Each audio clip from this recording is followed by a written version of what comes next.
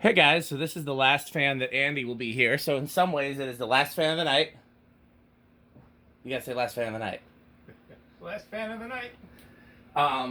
This is the new in-box A&G Bentley that you saw in my unboxing video. These are not the blades that go to it. These are the blades that go to the other Bentley that I tested recently. I'm gonna have some blades made for this one because I would rather have this one be 56 or 52 inch. These are, I think, the 46-inch blades. I'm starting to realize the Canada ones had different blades. So the Canada ones were either 36, 38, somewhere around there, or 52. The US ones were 46 or 52. And that solves that mystery for me, at least. Yeah, this is a Bentley, but it's got the fancy sideband. And the manual, as I showed you in the unboxing video, does not say Bentley. It says LG, IG, and FG, and it pictures the K63 motor type, but then it also pictures the Korean motor, which is what's in this one. As we'll talk about in the A&G workbench follow-up, these have a entirely cast K63 copy motor that came from Korea. Engineers at A&G dissected a K63, drew up specs, and brought the specs to Korea and had them make them. The brass was made here, including the canopy, which I always associated these canopies with Moss, but these actually started out as a U.S. product for A&G. And then when Moss copied various other fans, that was one of the things that they copied. We'll get into that more in the A&G workbench video. In the meantime, this has got a solid state control built into it, and it's got the solid state control that the remote versions have that starts on low. It's got the click off and then starts on low. That's not a common thing. Normally they click off and start on high. So I got it on the lowest setting. Set to low on the test rig. You want to run the test rig again, Andy? Why don't you do it this time? Okay, I will do it this time. So this is low on the test rig. 0.29. 8 watts and a low power factor. Solid state's going to be low power factor. Do you want to do the tachometer, or do you want me to do it? No, you do it. You might have to do the math then. So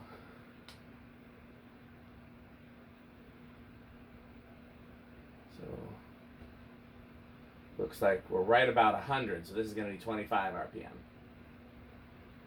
enough. Yeah, it's getting a little faster. Now we're up to 120. It's climbing a little bit, but we're gonna stick with around 25, 30 RPM. We're gonna inch up. Solid state control. These, of course, are silent on the solid state control.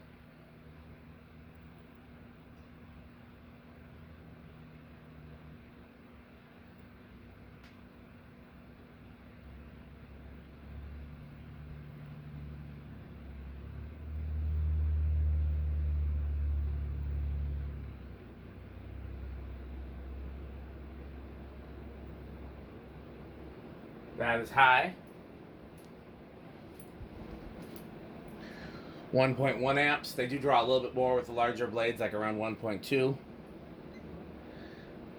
99 watts, so it's a power factor of 0.75. What did I do with the tachometer? It's on the ladder. It's on the ladder. These are good air movers. Yeah. Imagine it with full-size blades, although it's about the same. So we're looking at about 1050 for RPM. So that is well over 200. We were supposed to guess, but I forgot. Would you have guessed above 200?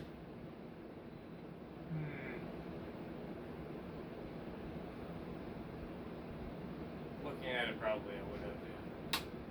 I would have too, but it's easy to say that now that we've measured it and we know that it's above 200. Yeah, bearings are surprisingly decent for having sat for so long, especially given how rough they sounded when we opened the box. I thought for sure. Squirt a little WD-40 in there? I did not. I wanted to see how it worked without any TLC. Wow. Yeah, that's. And you wonder too if the probably won't change all that much as it breaks in. A little bit, but not much. Yeah, it does seem to be performing pretty well.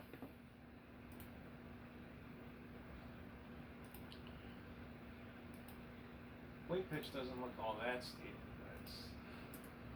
No, blade pitch is pretty standard.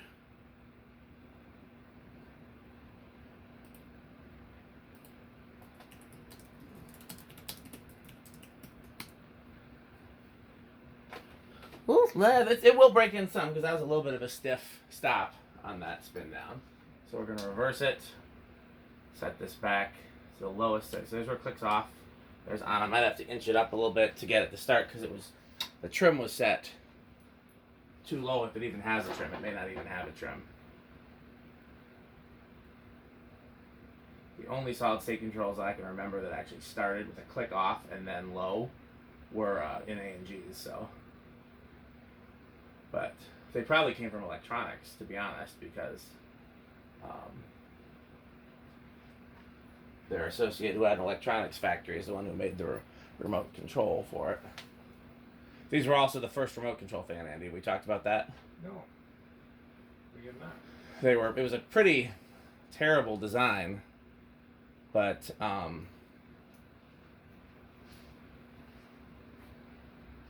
it was first. You mentioned it had a solid state on it? Yeah, if you bypass, it has an option for bypass the way a lot of remote fans used to. And when you put it in bypass mode, it would just operate like a normal fan with a solid state control.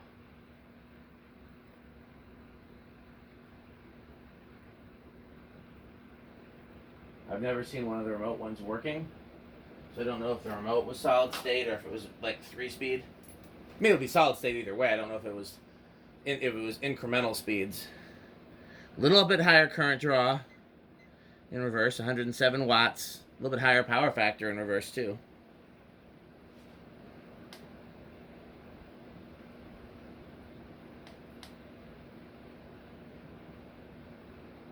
Like 160 in reverse.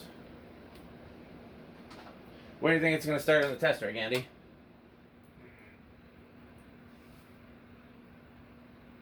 Since the bearings are probably still a little bit stiff, I'm going to say 4.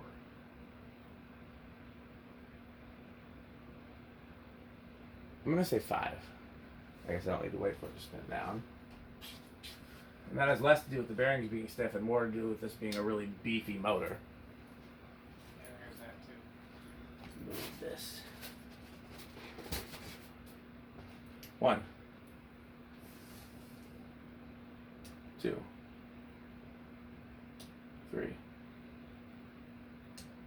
Oh, Andy might have got it right. If it doesn't stall, 4 is it.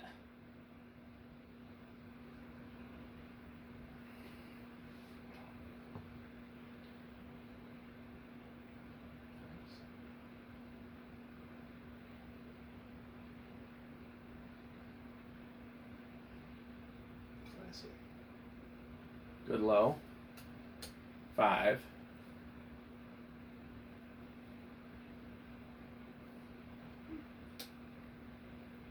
6.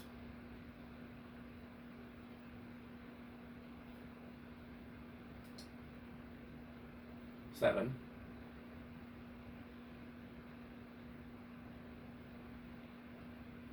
Wobbles on. Yeah, that flywheel was pretty warped out of the box. I'm actually surprised it's performing as well as it is. 8.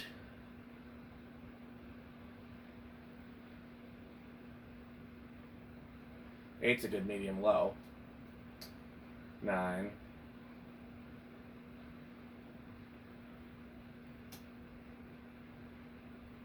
10. Let's skip to 12. I should have put a tassel on it. I'm a little surprised it didn't come with a tassel of any kind. I'm going to double check because it looks like the kind of thing that would have. No. No tassel or anything.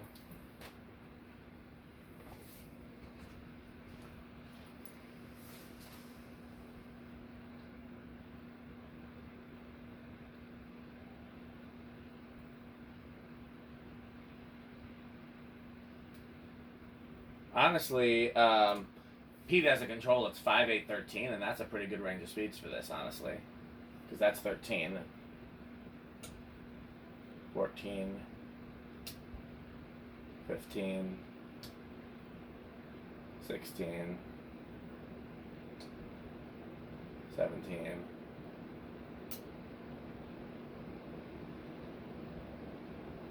18. I think we're over.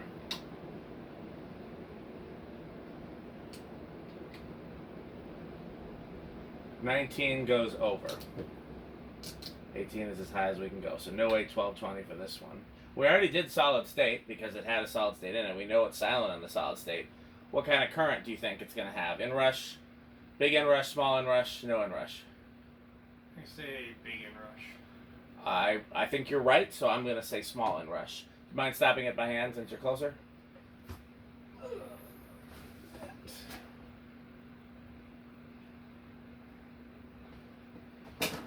Okay. It was 1.11, I think, on high, and it might have dropped. I'm not sure. We'll find out. Interesting. It went up to 1.1. Now it's 0.09. I swear I saw 1.11 at some point, but it did not do that now. So, small inrush? Small inrush, and we both are wrong. I thought for sure it was going to be a big inrush. Well, I don't know how metal these are. I don't know how Rick they are. I don't really care because they're one of my very favorite fans. I imagine they probably score pretty high on the metal and the Rick lists, but I could be wrong. You got any feedback on it? You know, this is cool. It's like I was saying earlier. The eye vents are unique, and the moss canopy. Well, we thought it was a moss canopy. Yeah, I still call it a moss canopy. You can And still the, call it a moss canopy. Triangular blade arms. It's definitely, you know, it's got the basic look of a traditional fan, but with enough unique twists to make it cool. Yeah, so I think I've told my story about these, but I don't know if you've heard it. Matt Cody, who I know you've met, found one at a scrap bin at a Minneapolis thrift store.